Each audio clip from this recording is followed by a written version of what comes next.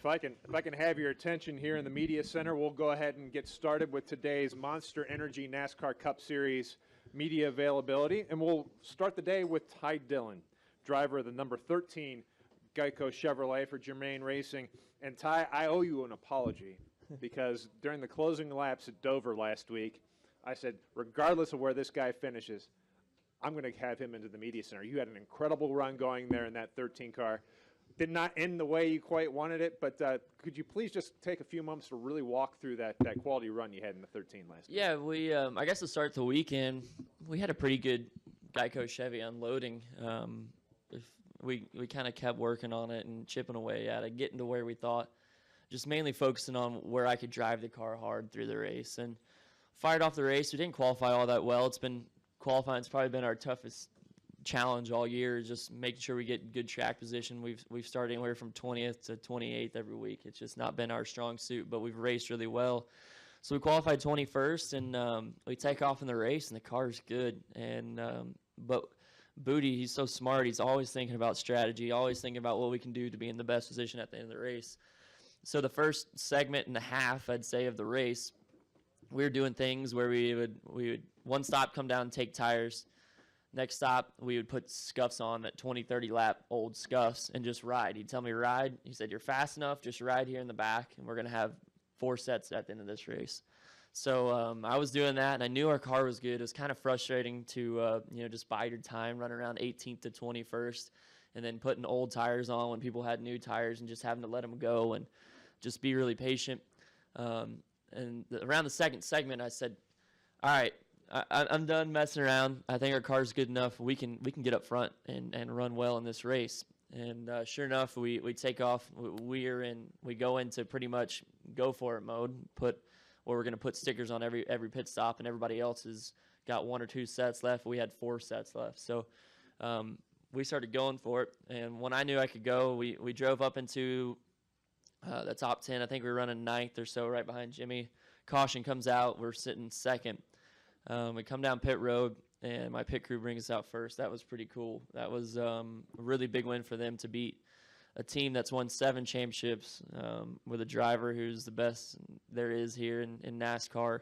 To come out pit road first for a team like ours at Germain Racing was huge. So that was just big enough, and I knew if I could get out front and just be steady and be a machine, I could lead a bunch of laps, and you never know what can happen at the end of these races. I just watched my brother win one on fuel mileage, and so I was thinking, let's back-to-back this thing. It could happen, and the funny thing is there was never doubt in my mind that we could run up front with these guys since this year started. I think we just had to prove it to ourselves and prove it to other people that we were a strong team, and we did that for sure. We got out front, led quite a few laps, probably more than anybody imagined we would. The 48 and the 42 were stronger than us, and after a while they finally ran us down and passed us. But we were sitting pretty, looking like we were going to finish 3rd or 4th. I think with 3 or 4 laps to go, we were racing Martin for 4th, and it was really open for it to end. Caution comes out.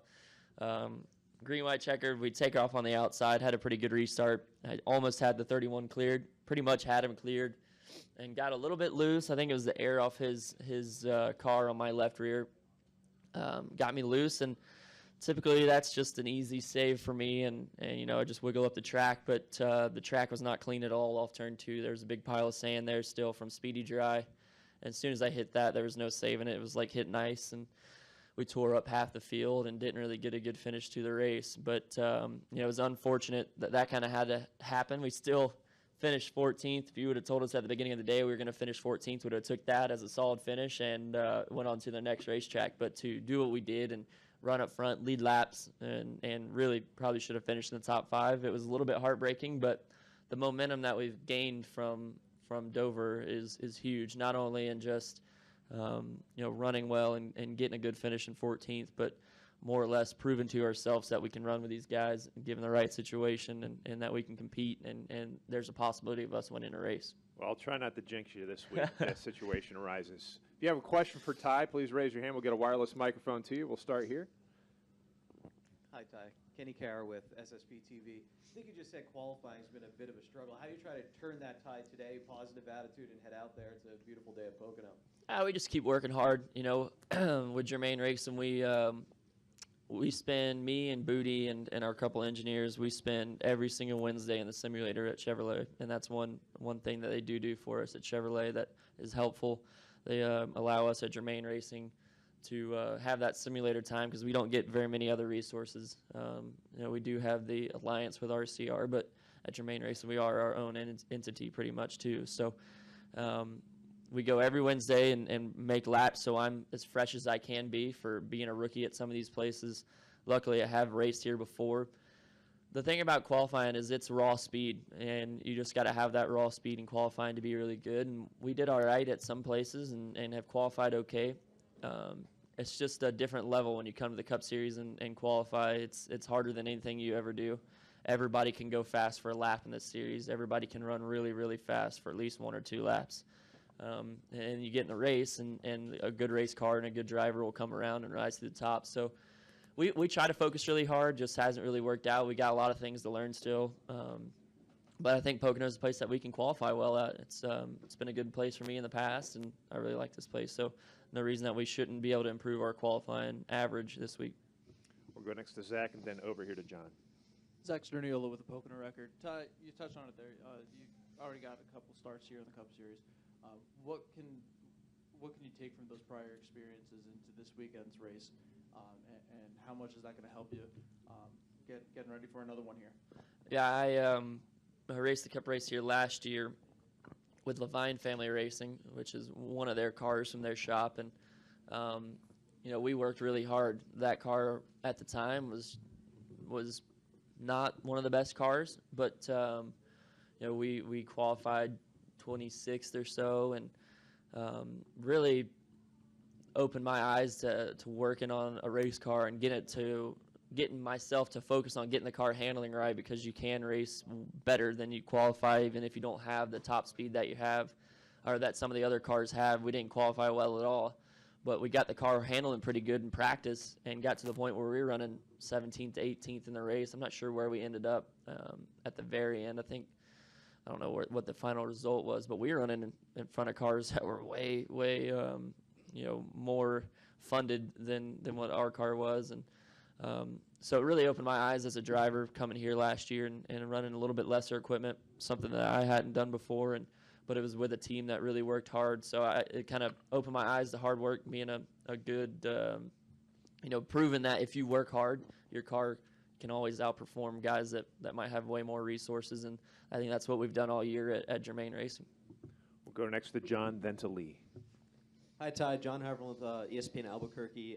We're about halfway through the regular season, the third way through the entire 36-race schedule. I just wanted to get your evaluation of the way this season's gone so far from you. I think it's gone pretty well. I'd give it a B right now for our team. I told everybody at the beginning of the year that we're going to compete for this Rookie of the Year, and we're going to give them all we got. And I think some people thought I was crazy, but, we're still right in it. We had a couple bad finishes. Charlotte, we broke a rear end. First start, or second restart, I guess, of the race. 38 drove into our door, and we had a fender rub and put us 2 laps down. Then we break a rear end. Our car was really fast there. It felt like we were going to have a day quite like Dover there as well, and end up finishing 30-something, lose a lot of points. That put us behind. And then Daytona at the beginning of the year, we finished 38th, got in a crash. If those 2 days aren't in there, we're sitting even better than what we are right now, which is pretty decent, I'd say, for what we expected. But after Dover, I think we've definitely reset our goals, and run inside the top 15 is where we want to be, and run inside the top 10. And you do that enough, you're going to have your shots at winning races, and you never know, we might make the chase. Have you ever noticed any improvement within yourself running both the Xfinity and the Cup Series? Yeah, I think, the first couple of races, the first 4 or 5 in a row, it's you don't realize how much a demand it is on your schedule and on your body to run both those races. You definitely gain a lot of respect for the guys who've done it their whole career. I've kind of settled into a schedule and a mindset that's been very helpful as far as going back and forth. It's a lot of work, and it's hard to concentrate on both, but I've gotten really comfortable in that and been able to use it the last couple weeks to my advantage. And it's definitely helped me improve on both sides. You get out of a Cup car and get one of those Xfinity cars, you feel like Superman. And then you run an Xfinity race against some guys that are really hungry and fast, and you got to be able to get things done in a hurry because the races are shorter. you learn a lot for the Cup race the next day. So I'm enjoying going back and forth. Lee? Lee Spencer, Motorsport.com. Do you anticipate moving back to RCR if there's a shift in the roster after this year and a seat opens up?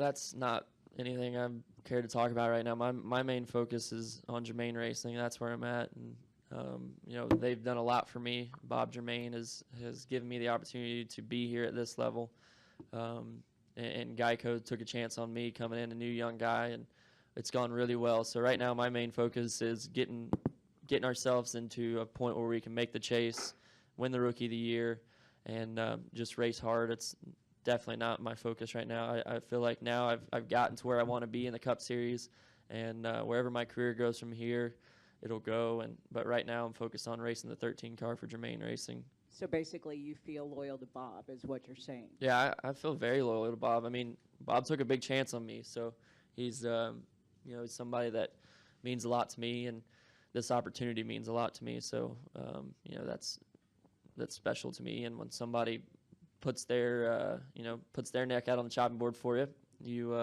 you always respect them. We'll go to your left here to Dominic. Dominic Ottagon with the RacingExperts.com.